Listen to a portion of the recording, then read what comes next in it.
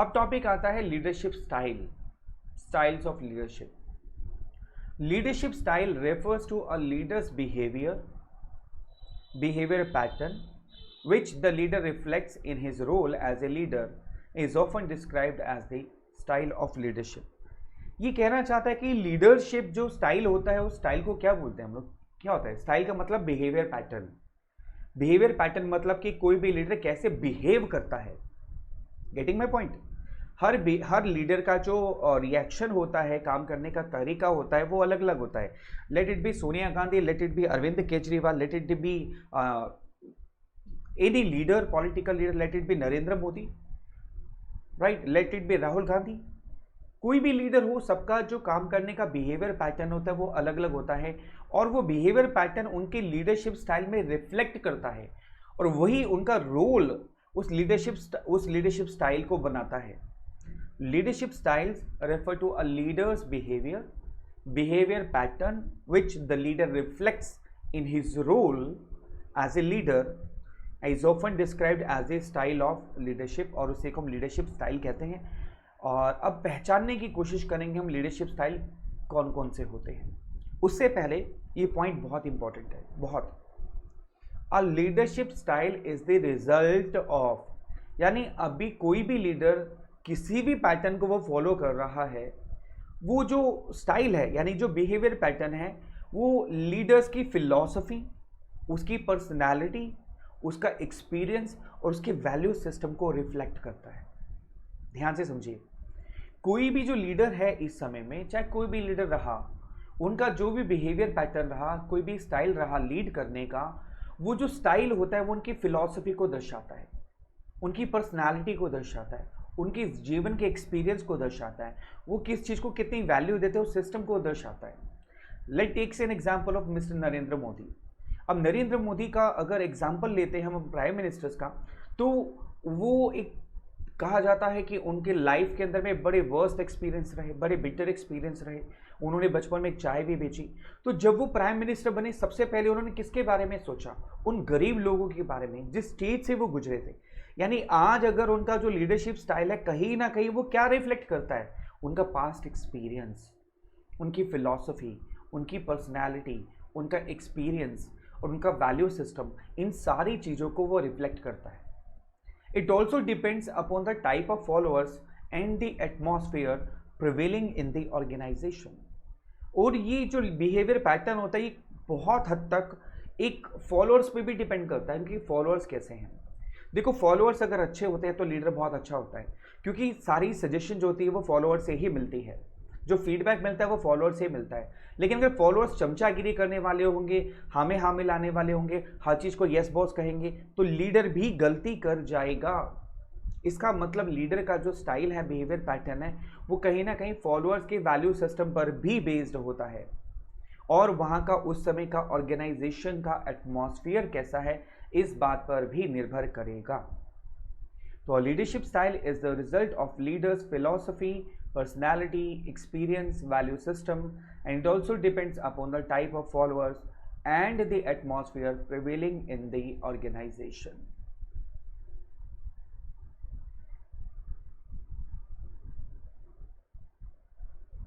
तीन तरीके के लीडरशिप स्टाइल होते हैं. एक होता है ऑटोक्रेटिक लीडरशिप स्टाइल, दूसरा होता है पार्टिसिपेटिव लीडरशिप जिसको हम डेमोक्रेटिक लीडरशिप स्टाइल भी कहते हैं, और तीसरा होता है फ्री रेन लीडरशिप स्टाइल जिसको लेजिस फेयर भी कहते हैं, और ऑटोक्रेटिक को हम ऑथोरिटेरियन लीडरशिप स्टाइल भी कहते हैं. आई रिपीट, पहला स्टाइल होता है ऑटोक्रेटिक जिसको हम ऑथोरिटेरियन भी कहते हैं, दूसरा होता है पार्टिसिपेटिव लीडरशिप स्टाइल और डेमोक्रेटिक, यानी कि इसके भी दो नाम हैं, और तीसरा होता है फ्री रेन लीडरशिप स्टाइल जिसको लेजिस फेयर भी कहा जाता है. A leader may use all styles over a period of time, but one style tends to predominate as his normal way of using power. देखो, कोई भी लीडर ना ऐसा नहीं है कि वो केवल एक ही लीडरशिप स्टाइल में फिट बैठता है. वो लीडर तीनों लीडरशिप स्टाइल यूज करेगा. जो तीन स्टाइल हम पढ़ रहे हैं, तीनों के तीनों लीडरशिप स्टाइल को वो फॉलो करेगा. लेकिन किंतु परंतु बट, क्या मतलब, लेकिन किंतु परंतु बट उसका एक स्टाइल हमेशा डोमिनेटिंग होगा. Got my point. एक स्टाइल हमेशा क्या होगा, डोमिनेटिंग होगा, जिसको वो मैक्सिमम फॉलो करेगा। तो देखते हैं जरा लीडरशिप स्टाइल क्या क्या है। पहला लीडरशिप स्टाइल आता है ऑटोक्रेटिक और अथॉरिटेरियन लीडर। ओहो, पिक्चर दिखा रही है बॉस। ऑटोक्रेटिक लीडरशिप स्टाइल, जिसको अथॉरिटेरियन लीडर भी कहते हैं, उसमें क्या बोलते हैं, N autocratic leader gives orders. देखो आपको पहचानना होगा, क्वेश्चन में केस स्टडी आएगी, आपसे पूछा जाएगा कि कौन सा लीडरशिप स्टाइल फॉलो किया जा रहा है। तो आपको ये जो मैं आपको वर्ड्स बता रहा हूँ, जो आपको मैं इनके पॉइंट्स बता रहा हूँ, इन पॉइंट्स के बेसिस पर ही आपको आइडेंटिफाई करना होगा कि कौन सा लीडरशिप स्टाइल फॉलो हो रहा है। ऑटोक्रेटिक और authoritarian leader, an autocratic leader gives orders and insist that they are obeyed. यानी ऐसा लीडर जो ऑर्डर देता है और इंसिस्ट करता है कि भैया मेरे ऑर्डर को स्ट्रिक्टली फॉलो किया जाना चाहिए। He determines the policies of the group without consulting them. Please underline the word without consulting them. यानी कि इस केस में जो लीडर होता है वो अपना ऑर्डर देता है, लेकिन बिना किसी से कंसल्ट किए। वो कंसल्ट नहीं करता अपने फॉलोअर से, मैं क्या करूं क्या ना करूं, सीधा ऑर्डर देता है लीडर और कहता है कि इसको फॉलो किया जाना चाहिए। ही does not give information about future. यानी वो ना तो अपने फॉलोअर्स को ये बताता है कि हम फ्यूचर में क्या करने वाले हैं, but simply tells the group what immediate steps they must take. हाँ, उनको ये जरूर बताता है कि अभी हमें क्या करना है, ये जरूर बताता है, लेकिन कभी ये डिक्लेयर नहीं करता लीडर कि फ्यूचर में हम क्या करने वाले हैं, क्यों करने वाले हैं। यानी ऑटोक्रेटिक लीडर का क्या स्टाइल होता है कि वो ऑर्डर देता है और कहता है कि मेरे ऑर्डर को फॉलो किया जाए। वो कभी कंसल्ट नहीं करता अपने फॉलोअर से कि क्या बेटर है, क्या करना चाहिए, ना वो इंफॉर्मेशन देता है फ्यूचर के बारे में, सिर्फ ये कहता है कि कौन से इमीडिएट स्टेप्स आपको लेने हैं। और क्या स्टाइल होता है ऑटोक्रेटिक का, तीसरा पॉइंट आता है, under this style all decision making power is centralised in the leader. यानी कि ऑटोक्रेटिक लीडर जो होता है सारी पावर अपने पास रखता है। सेंट्रलाइज पावर का मतलब क्या है, सारी पावर किसके पास है, टॉप लेवल के पास, यानी कि लीडर के पास। He does not give the subordinates any freedom to influence his decision. और वो किसी को भी पावर नहीं देता कि कोई भी उसके डिसीजन को इन्फ्लुएंस कर सके, प्रभावित कर सके या चेंज कर सके। ओहो, कितना खतरनाक है autocratic. It is like bossing people around. Hitler का नाम सुना है आपने? जी हाँ, हिटलर का नाम तो सबने सुना है, और ये तो हम अपने टीचर्स को भी बहुत बार संज्ञा दे देते हैं, बहुत बार हम अपने टीचर्स को भी हिटलर के नाम से बुलाते हैं। तो have you heard of Hitler?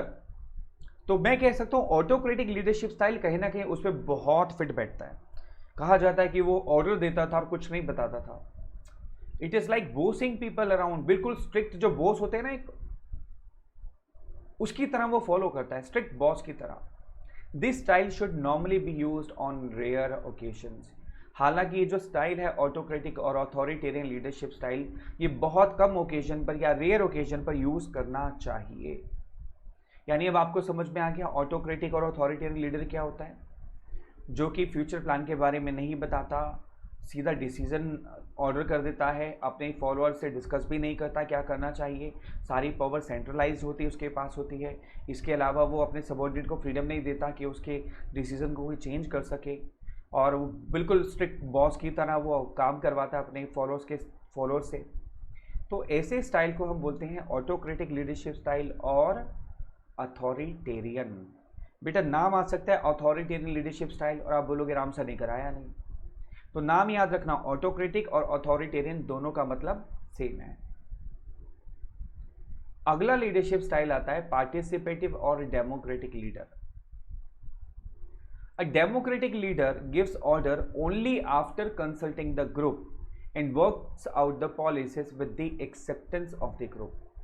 देखो पार्टिसिपेटिव जो लीडर होता है, जिसको हम डेमोक्रेटिक भी कहते हैं, वो क्या करता है, कंसल्ट करता है अपने वर्कर से, फॉलोअर से यानी, और उनसे कंसल्ट करने के बाद जो है पॉलिसीज डिसाइड करता है कि हमें क्या करना चाहिए। और ऑटोक्रेटिक में क्या था, वो कंसल्ट नहीं करता, पार्टिसिपेटिव में क्या है, कंसल्ट करता है। He never ask people to do the things without working out long term plans on which they are working. Autocratic में क्या था, वो फ्यूचर प्लान के बारे में बिल्कुल नहीं बताता और वो कहता है कि बस अभी फॉलो करो। लेकिन पार्टिसिपेटिव और डेमोक्रेटिक लीडर क्या है, वो कहता है कि पहले लॉन्ग टर्म प्लान्स को अपने माइंड में रख करके फिर काम करो। He never ask people to do things without working out on the long term plans, यानी बिना लॉन्ग टर्म प्लान्स पे फोकस के काम मत करो। He favours decision making by the group, यानी पार्टिसिपेटिव लीडर जो होता है या डेमोक्रेटिक लीडर जो होता है वो ग्रुप से कंसल्ट करता है, और जो भी ग्रुप सही डिसीजन लेता है, जो या मैक्सिमम लोग जिसके फेवर में होते हैं जिस डिसीजन के, वो डिसीजन पार्टिसिपेटिव या डेमोक्रेटिक लीडर फॉलो करता है।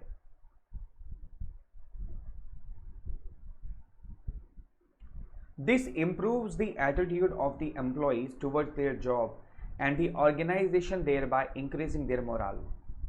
देखो इस स्टाइल से क्या होता है, ये फायदेमंद है, इससे लोगों का एटीट्यूड इंप्रूव होता है। इससे ये पता चलता है, देखो जिस ग्रुप को आपने फॉलो किया उसको खुशी होती है कि हमारे ग्रुप का जो डिसीजन है वो कंपनी ने फॉलो किया, ऑर्गेनाइजेशन ने फॉलो किया।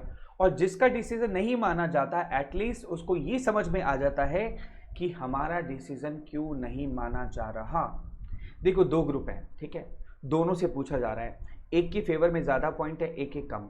जिसके फेवर में ज़्यादा पॉइंट है उसके डिसीजन को मान्यता दी जाएगी, उसका डिसीजन फॉलो होगा।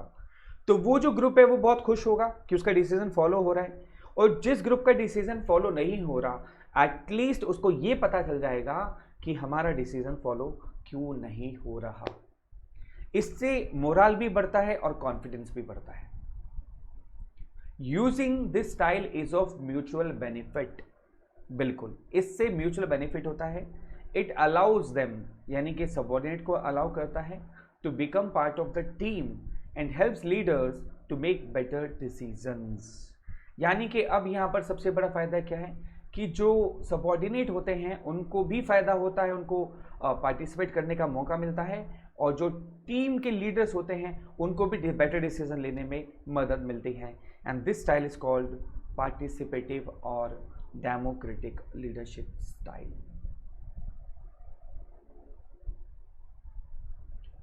फिर आता है फ्री रेन और लेजिस फेयर लीडर। जैसा कि आप देख रहे हो यहाँ पर लीडर मस्त बैठा हुआ है, क्या बात है, क्या बात है। फ्री रेन और लेजिस फेयर। फ्री रेन का मतलब होता है बिल्कुल फ्री, आज़ादी। लेजिस फेयर, इसको लेजिस फेयर भी कहते हैं, दोनों का मतलब सेम ही है। इस लीडरशिप स्टाइल का मतलब क्या होता है, देखिए जरा। A free rein leader gives complete freedom to the subordinates. Such a leader avoids use of power, यानी कि यहां पर जो फ्री रेन लीडरशिप स्टाइल है वो सारी फ्रीडम दे देता है अपने सबऑर्डिनेट को। And leader avoids use of power, और पावर यूज नहीं करता। He depends largely upon the group to establish its own goals and work out its own problems। देखो नरेंद्र मोदी जी का जो लीडरशिप स्टाइल है वो कहीं ना कहीं यहाँ बहुत मैच करता है। यानी उन्होंने हर मिनिस्ट्री को पावर दे रखी है कि भैया अपनी प्रॉब्लम को ढूंढो, अपने टारगेट्स को डिसाइड करो, और अपनी प्रॉब्लम को सॉर्ट आउट भी खुद करो, क्योंकि भैया अगर मैं ही सारे काम करूंगा तो तुम्हारा फायदा क्या। और यही रीज़न है कि वो कोर और एरियाज पर सबसे ज़्यादा फोकस कर पाते हैं। और उन्होंने पावर दे रखी है अपने सारे मिनिस्टर्स को कि भैया आप काम करो, हाँ अगर आपसे कोई काम ना हो या कहीं अटक जाओ तो मुझे याद कर लो। तो group members work themselves as per their own choice and competence. देखो इस लीडरशिप स्टाइल का सबसे बड़ा फायदा क्या है कि जो मेंबर्स होते हैं उसके, वो अपनी प्रॉब्लम खुद ढूंढते हैं, अपने गोल खुद डिसाइड करते हैं, उन प्रॉब्लम के सॉल्यूशन भी खुद ढूंढते हैं, खुद ही चूज करते हैं उनको क्या करना है, और अपनी कॉम्पिटेंस के हिसाब से अपने काम को करते हैं। Very good leadership style. The leader exist as a contact man. यहां ध्यान रखना, इसमें ऐसा नहीं है कि लीडर कहता है कि भैया मैं जा रहा हूं सोने, तुम काम करते रहो। वो कॉन्टेक्ट मैन की तरह सबके साथ जुड़ा रहता है। The leader exists as a contact man with the outsiders to bring information and resources the group requires for accomplishing the job। यानी कि जो रिसोर्सेज की ज़रूरत होती है या कुछ इंफॉर्मेशन की ज़रूरत होती है तो वो आपस में सारे जो मेंबर्स होते हैं उनसे इकट्ठा करके लेकर के आता है। This is also known as laissez-faire, which means no interference in the affairs of the others। Laissez faire's का मतलब भी यही होता है कि नो इंटरफेरेंस, यानी दूसरों के काम में कोई दखल अंदाजी ना देना, allow them to do what they want to do, and this leadership style is called laissez faire और फ्री रेन।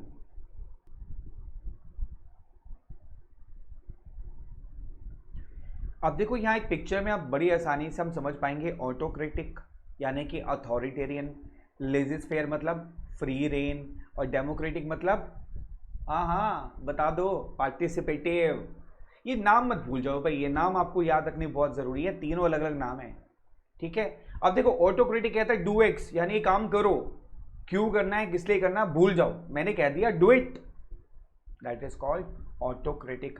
डेमोक्रेटिक कहता है कि दो में से एक काम कोई भी कर लो जो तुम्हें पसंद है, विच इज बेस्ट, बताओ, वो दो ऑप्शन देता है एक्स और वाई, ठीक है, यानी कि दोनों चॉइस किसकी है, लीडर की, और कहता है दोनों में चूज कर लो जो बढ़िया लगता है।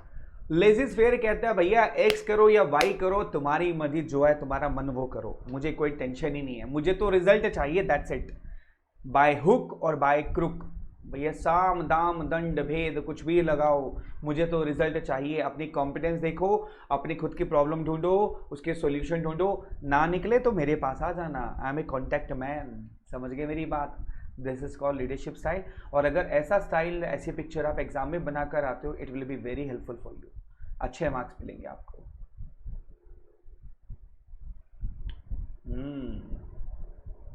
चलिए एक एग्जाम्पल लेते हैं और आपको बताना होगा कि कौन सा लीडरशिप स्टाइल है, आपको बड़े ध्यान से बताना होगा, थोड़ी प्रैक्टिस भी आपकी हो जाए। Mister KRG Nayar, CEO of creative world, distributes the work for the month. ये KRG Nayar I know personally, और इनके फुल फॉर्म है कोट्टिकट रामाकृष्णन गिरीसियन नैयर। क्या हुआ, हंसी आ रही है भाई, नेम है कोट्टिकट रामाकृष्णन गिरीसियन नैयर, बड़ा छोटा नाम है KRG नैयर। आपको पता है PT उषा का पूरा नाम क्या था, the fast runner lady PT Usha. छोटा नाम तो सबने याद कर लिया स्कूलों में, पूरा नाम तो याद ही नहीं कराया गया, पीलुविला कांडिथेका पराम्पिला उषा। कैसे छोटे छोटे नाम है ना। चलो एक चीज और पूछते हैं आपसे, ऑक्सफोर्ड डिक्शनरी का सबसे बड़ा लेंदी वर्ड कौन सा है? अब डिक्शनरी खोल के मत बैठ जाना या गूगल सर्च करने बैठ के, pneumonoultramicroscopicsilicovolcanoconiosis, बस ये छोटा नाम है, pneumonoultramicroscopicsilicovolcanoconiosis, P से स्टार्ट होता है, पी साइलेंट है इसमें। खैर कम बैक, जस्ट जोकिंग यार, मैंने कहा नाम थोड़ा छोटा है, बता दूं आपको कैसे छोटा है। Mister KRG Nayar, CEO of Creative World, distributes the work for the month.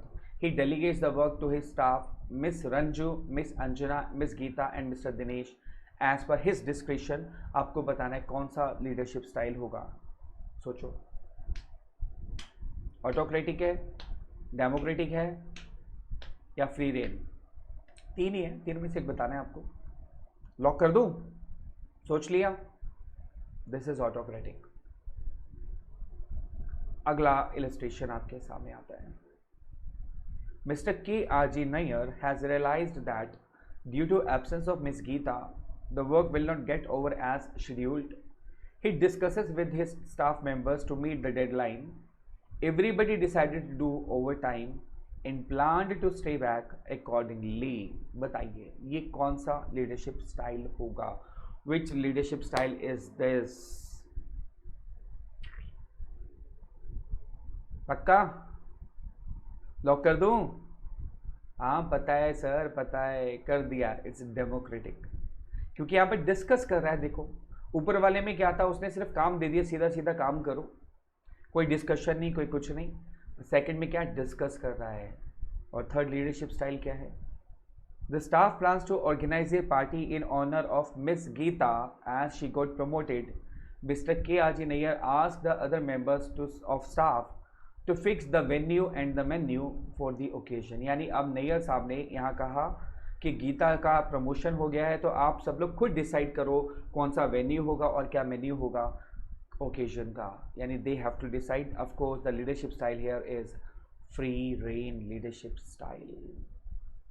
तो यहाँ पर हमारा टॉपिक खत्म होता है। Autocratic leadership style, democratic leadership style, free leadership style, यानी टाइप्स ऑफ लीडर्स, और इसके अलावा फीचर्स ऑफ लीडरशिप हमने किया था स्ट्राइव, और हमने इंपॉर्टेंस ऑफ लीडरशिप स्टाइल किया था, और वो था HS।